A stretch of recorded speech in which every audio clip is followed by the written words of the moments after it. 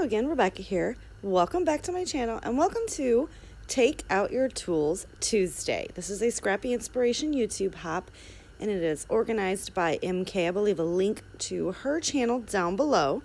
She came up with this great idea where once a week she decided to make a schedule in order to use the tools that she has in her stash a lot more. At least that's how I believe she was going.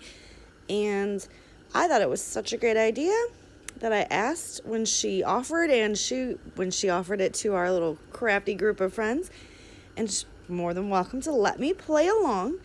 So today's tool is fussy cutting. Now that may not seem like a tool to you guys, but it is. Fussy cutting is something that you either love or hate to do, or just do it to do it, but it can add great depth, dimension, and all around like artistic creations to your layouts, just to give them a little You know, you might like a very busy 12 by 12 pattern paper and you're thinking, how am I ever going to be able to use, it's so busy, how am I going to use that? Fussy cut it out. Fussy cut some of the elements out.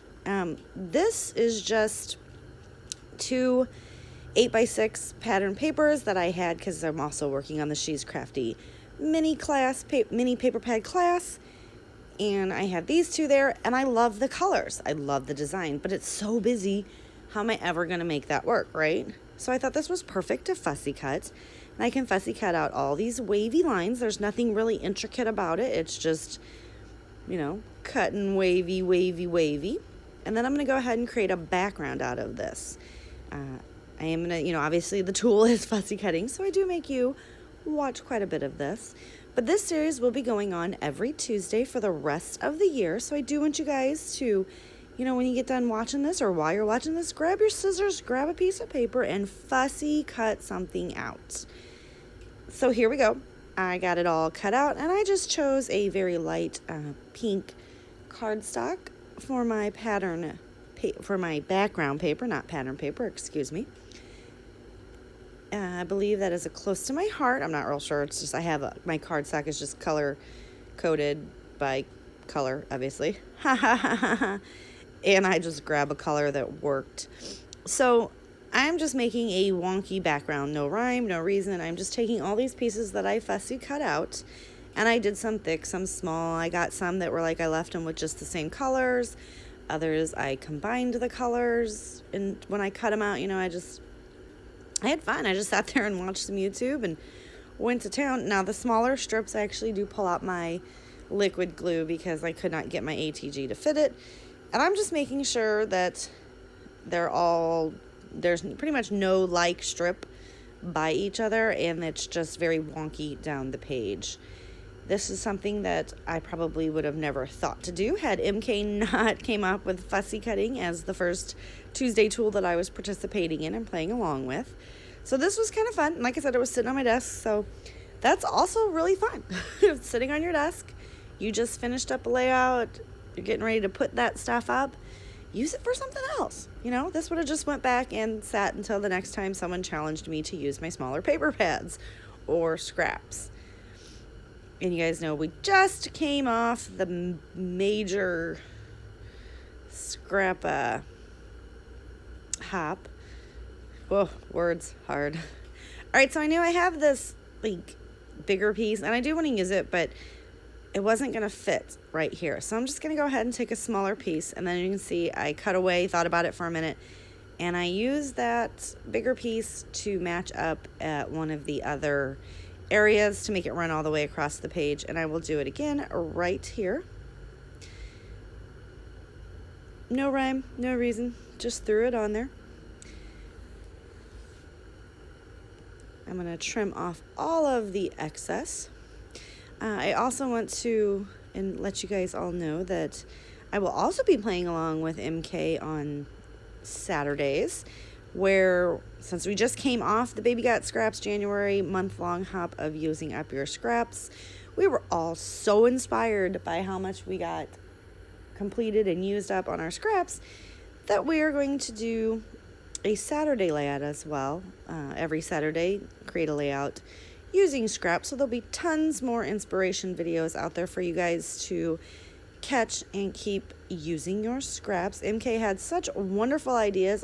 If you are not already a member of her page, you definitely have to go check her out, because she has so many more series that she's doing on like a daily basis that she will be doing every week for the rest of the year.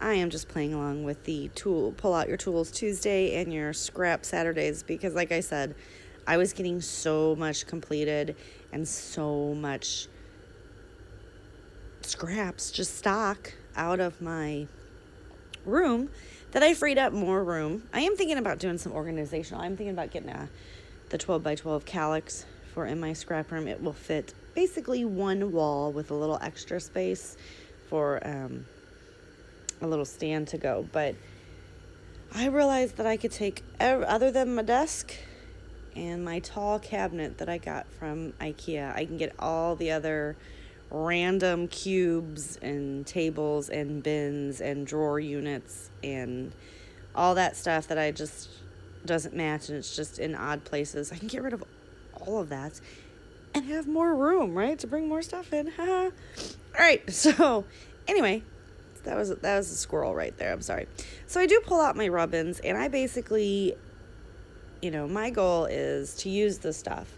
I used to buy it, love it, and be like, I will wait for a special occasion, and I never used it, and now I'm stuck with like thousands upon thousands upon thousands of things, which I'm sure you guys can relate, of things that I probably could have used on 400 layouts and didn't. So I am no longer saving it, I am using it. So I felt like I was using all of these fussy cutted items, so I might as well let's fussy cut out a little more, right? I fussy cut out those rub-ons, and now I'm getting them stuck on the page, and I'm just using my bone folder.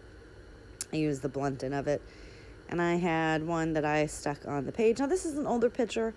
That is the little white dog that's blending into her blanket. She always found like my favorite blanket and then made it hers. That is my sweet little Tootsie, and she crossed the Rainbow Bridge back in 2018, and that's my Gizzy boy when he was a pup. So these are this is like circa 2014 picture here. So